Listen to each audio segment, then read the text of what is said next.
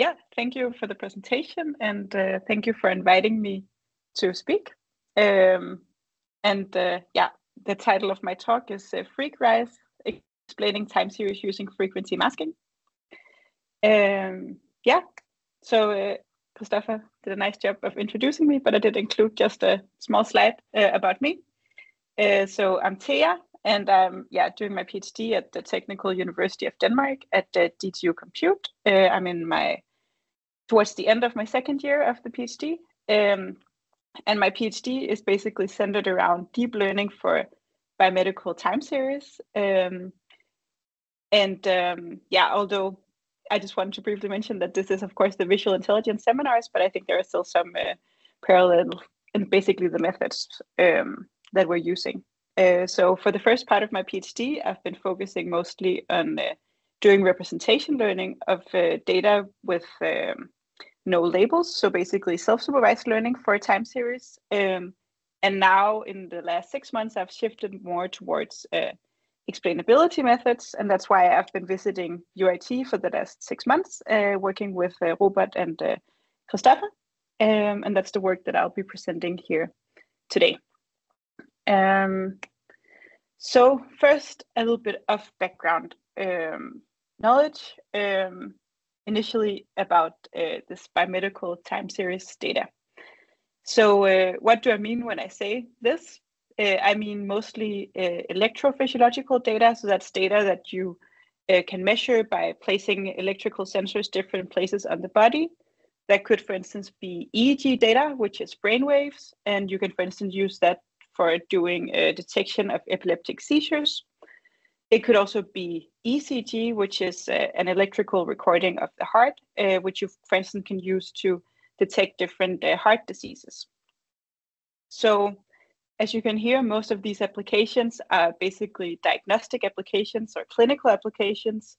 And that means that it's really important to have some level of explainability such that the clinicians can understand the decision that the models are basically making. So typically, how this data would look like would be, for instance, as you see here on the right. In this case, I have 6 input variables. This is EEG data. Then you have some kind of neural network that gives a prediction.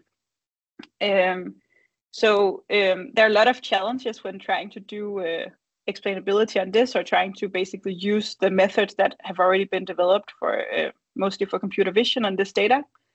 First of all, the data, as you can see, can be really high dimensional. This is just 6 input channels, but in reality, you can have, for instance, 128 input channels. And how do we then represent the explanations in some kind of like a compact way that's easily comprehensible?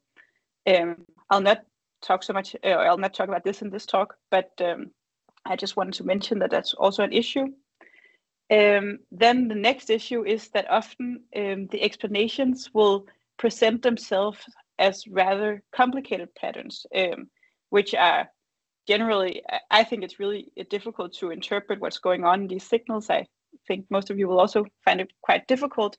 So even though the models typically take these raw time series as inputs, oftentimes the explanations might be more localized in other domains.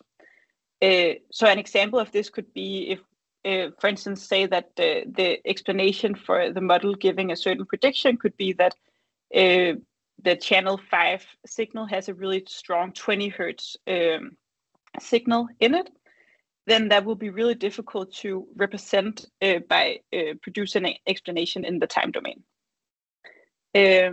But this explanation would be localized if we moved, for instance, to the frequency domain. So most existing methods for time series, they actually work directly in the raw input domain. So they're not really able to present this type of salient information in the data. And that's essentially the goal of this project, is to look at how can we, for models that are trained on raw time series, how can we provide the explanations in the frequency domain? Yeah, so very briefly, I'll talk about some of the existing methods for explainability for a time series, and you're welcome to ask more questions in the end if this is not clear from this brief overview. But very broadly, we can look at two different categories. A lot of the like state-of-the-art methods are based on a framework similar to what you see on the left, which is called, this specific one is called Dynamask. So basically, here you have an input time series that would be the X, and you want to learn some kind of mask M, which highlights only the most important features in your input data. The way you then learn this mask is that you apply it to your input data, and then you propagate it through the model. You get the output of this masked input, and then you basically set up a loss that says that this masked output should be as close as possible to the unmasked output of the model, while keeping as few features as possible. And then you can update this using backpropagation through the model and use gradient descent. Another method is something called layer-wise relevance propagation, which is actually able to provide explanations in the frequency domain. So basically here, this method is built on using the gradients of the raw model to basically backpropagate them through some rules back to the input. And then the assumption is that the places that have high gradients are very important for the model's decision. And then in this paper that you see here, they are able to provide the model with what they call a virtual inspection layer, so they can backpropagate the explanation back to the frequency domain. There are a few issues with these methods. So the first one that we see on the left, this Dynamask framework, as you can see, it provides explanations in the time domain, which I just said was difficult to represent for a lot of time series. And also, in our experience, it's really difficult to actually optimize this framework to give meaningful results. And the framework on the right, basically it needs access to the model gradients, and you'll also see later that it doesn't perform as well for certain tasks. So basically,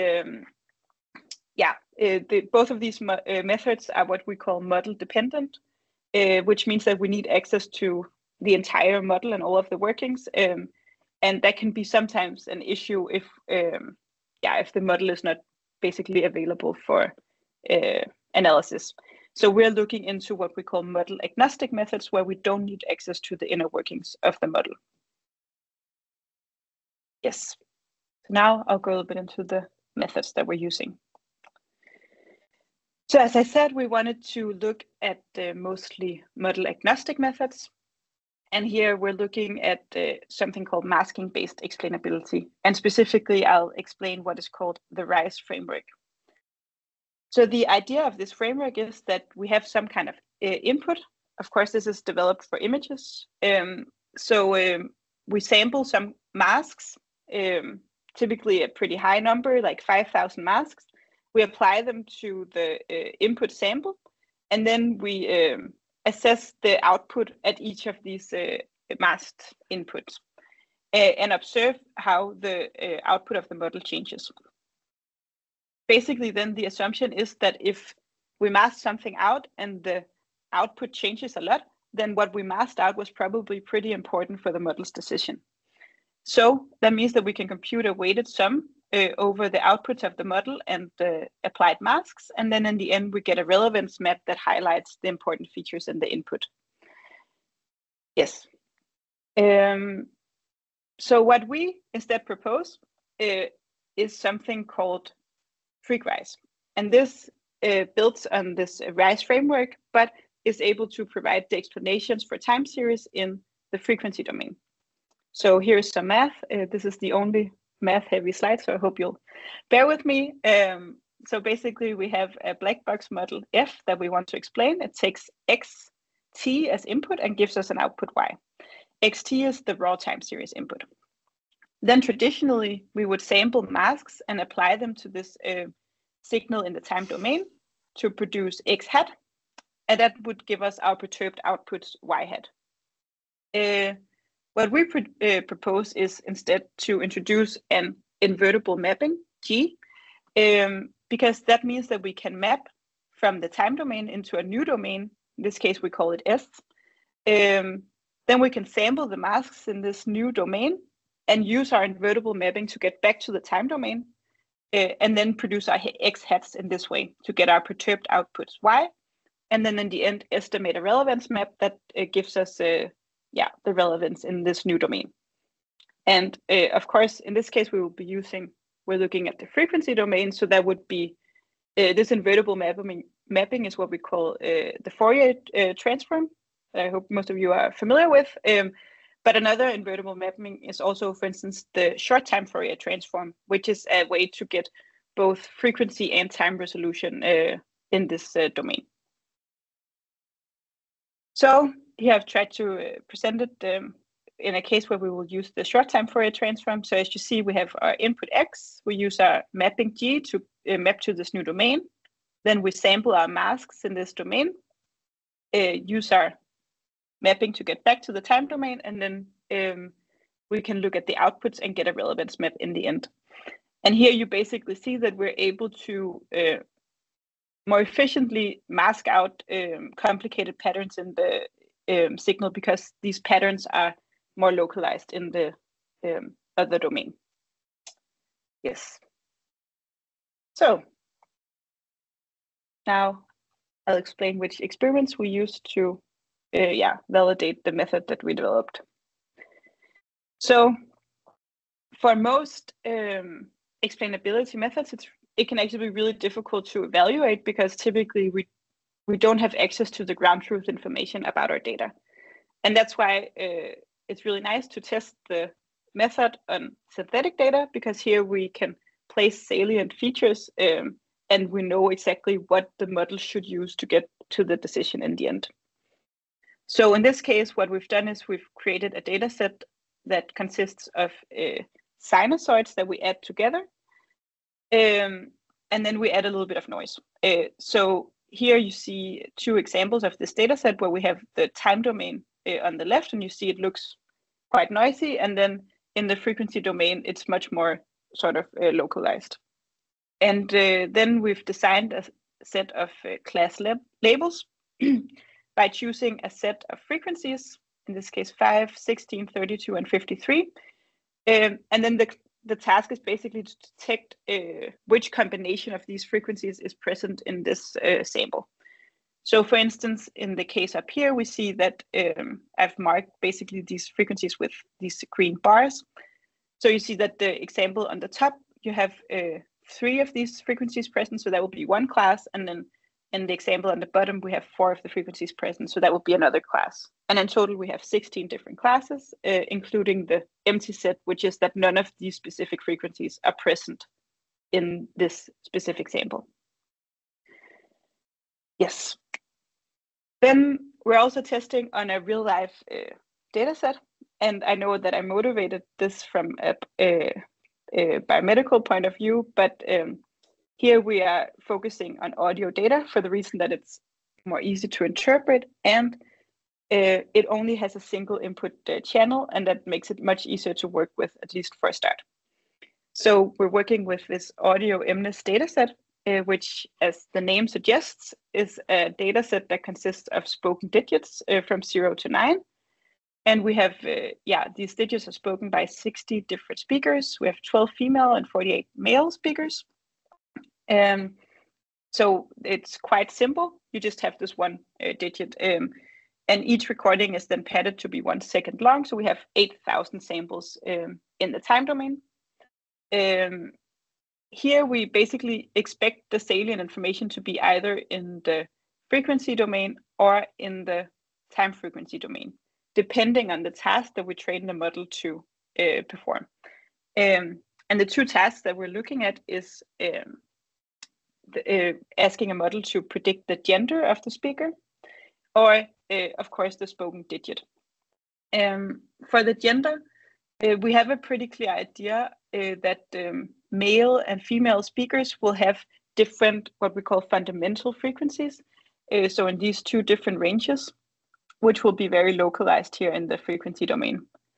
For the digit class, on the other hand, we of course have some kind of like salient features that are localized in the time domain, but for instance, the vowels will also have different frequencies, so we also expect some information in the frequency domain. That's at least the assumption. So we train some models to test our methods with. First, for the synthetic data, we create 2 different training sets, one with low noise and one with higher noise.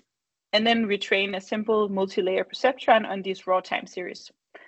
And then both of these models are tested on the same noiseless data set, and both achieve 100% accuracy. For the audio MNIST, as I said, we have these 2 different tasks. And here we use a convolutional neural network that we also apply on the raw time series, and again get a pretty high accuracy of both of these models on the audio MNIST dataset. So the explanation methods that we then use to assess the model performance is, of course, our method that we call frequency. And then we also use 2 different baselines. Both of these baselines are basically based on this framework that I showed in the beginning, where they were able to backpropagate the gradients into the frequency domain. The first one is called layer-wise relevance propagation, and the other one is called integrated gradients. And for all of these 3 methods, for the 2 baselines and for frequency, we then can test it in 3 different domains, the explanations. So we test it in the time domain, in the frequency domain, and in the time frequency domain. Then, of course, we use some metrics to try to assess the performance. For the synthetic data, we can use what we call a relevance rank accuracy, which is a localization score. And here it basically says something about the method's ability to detect the actual salient features. So this is something we can use when we know the ground truth of the data. Then for the audio MNIST, we don't have access to the ground truth, so we test something called faithfulness. The reason, or the way we do this is that when you have these explanations with some kind of ranking of how important different features are, we can delete a certain amount of the most important features in the samples, and then look at how the accuracy of the model changes. Here, if the method is really good at detecting the most important features, we would expect that if we delete, say, the 5% most important features, then the accuracy of the model should drop very quickly. And then finally, we also compute the complexity, which basically says something about the sparseness of the explanations. And we want this to be low, because this will basically say that the method is highlighting few salient features, which is something we would want from our explanation to be as compact as possible. Yes. So to the results. First, the results on this synthetic data set. So first I show an example of these explanations here on the right.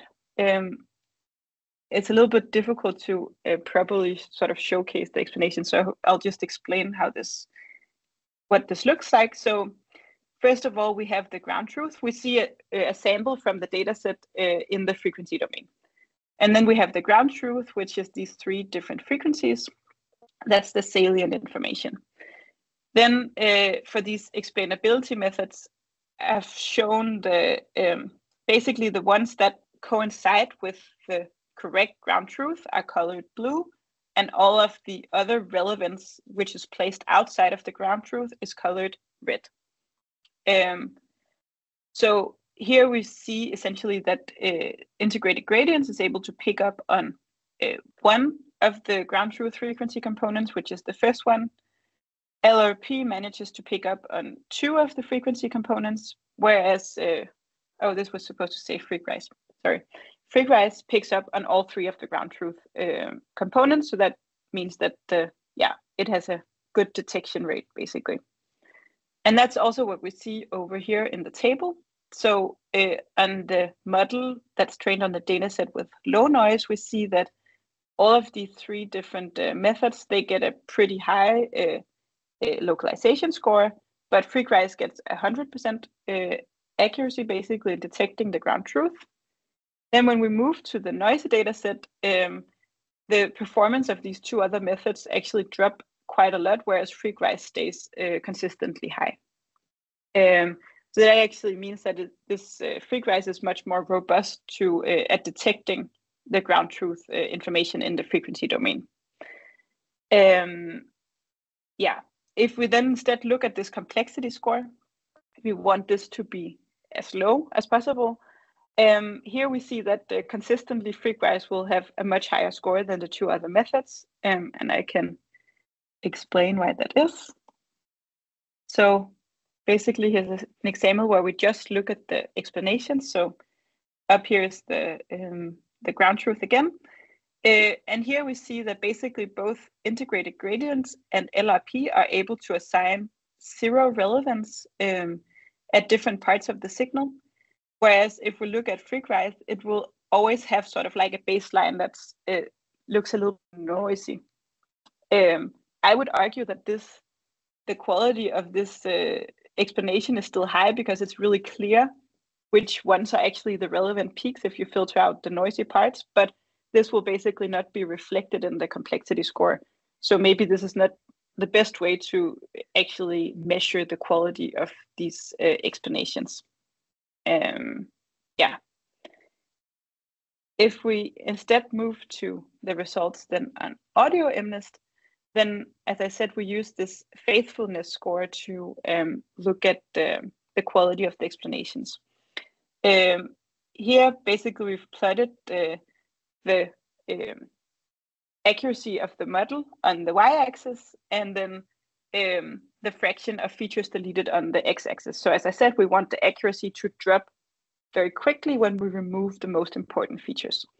On the left, we have for this digit task, and on the right, we have for the gender task.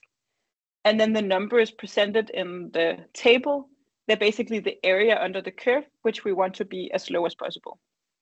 So if we look at the digit task, we see that for basically in the time domain, then frequency does less well than the other methods based on these metrics.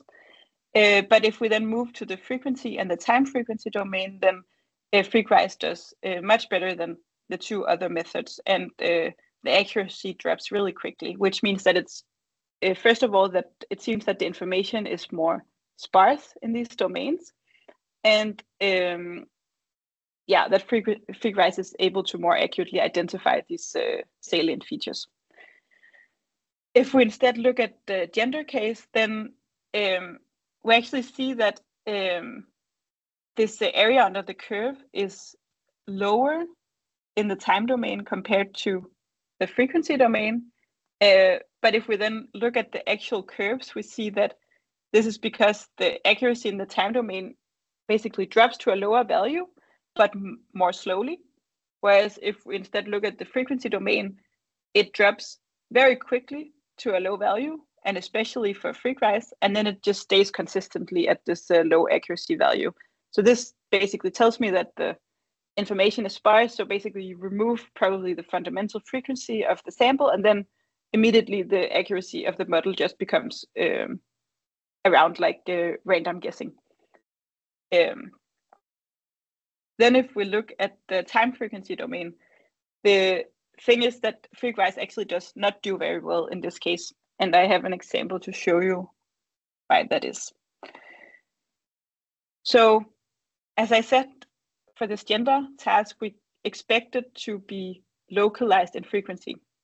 If we expect something to be localized in frequency and represented as a time frequency signal, then basically if we want to block out the entire signal, we want to remove an entire one of these bars that you see in the short time Fourier transform. I wish I could show my mouse, but I think you're not seeing my mouse, right? No, okay. Yeah, I hope it makes sense. Basically, you see over here that integrated gradients highlights one entire basically bar on the frequency axis, whereas frequency has a more difficult time correctly basically identifying the right place in the frequency domain. And that's because if you want to remove an entire frequency component based on the short-time Fourier transform of the signal, you have to at the same time basically mask out the entire part on the frequency axis. And that's pretty unlikely to do that when we're working with random masks. So therefore it will take a much longer time for frequency to actually identify that when this entire line is being removed, then the prediction of the model changes. Yeah, so that's essentially why it doesn't perform as well for the gender task in the time frequency domain. So here are some more results. Again, we can look at, for instance, the gender classification task. And here we then see first the explanations in the time domain on the top left of these two plots for LRP and RISE. And here we see that the explanation is really scattered. It's a little bit difficult to see for LRP, but for RISE, it's very clear that the explanation is very scattered because the information is not localized in the time domain. Then this is the same sample where we explain it in the frequency domain instead. And we see that it very clearly highlights this frequency component, which is basically in the range of this the frequencies of female fundamental frequencies. So and that's clearly highlighted here. And that's the same for LRP, even though it's a little bit difficult to see. If we do the same for the digit task, then we see that there's some localization basically in the time domain. But then when we move to the short time Fourier transform, we kind of see the potential of using this time frequency representation of the signal, because we see that there's some things that are localized in time, but then we also have this sort of skewed line in the frequency domain, which tells us that there's some information in how the frequency components change over time that are relevant for the prediction in the signal. Yes? That, leads me to the conclusions. So basically, I've shown you a new framework for providing model agnostic explanations in dual domains. And I mean, here I've shown it for a time series, but it could even be relevant in other types of data where you might be able to transform the data to a domain where the salient information is more sparse, and then it's easier for you to actually identify the relevant components.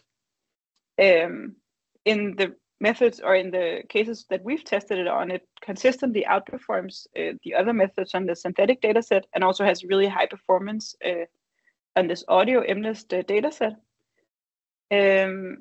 Then, we also saw this issue of these maps also always having a much higher complexity. I didn't show you the results for audio MNIST, but it was basically the same pattern, that they always have a high complexity when we use this frequency. That's an issue that we're kind of thinking about how to maybe come up with a metric that more accurately represents the perceptual quality of the explanations. This frequency works very well when the domain that we're explaining the sample in is if the information is sparse in this domain. So we saw that it didn't always work very well, for instance, in the time domain or in this short time or this time frequency explanation of the gender. And that's, of course, something to be aware of to represent the signal in a domain that's where the information is localized. So where to next? Basically,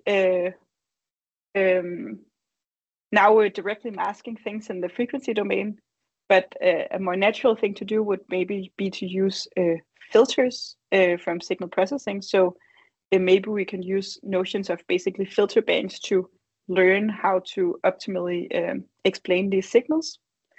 And then, as I briefly mentioned, this issue of looking at multivariate time series, how can we, this method would probably not scale very well. If we move to this case, we would probably need a lot of masks to actually identify the effect between different time series. So this is something to think about.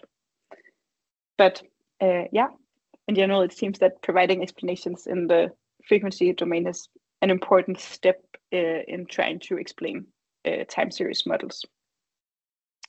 Yeah. So thank you to my supervisors. Thank you for listening.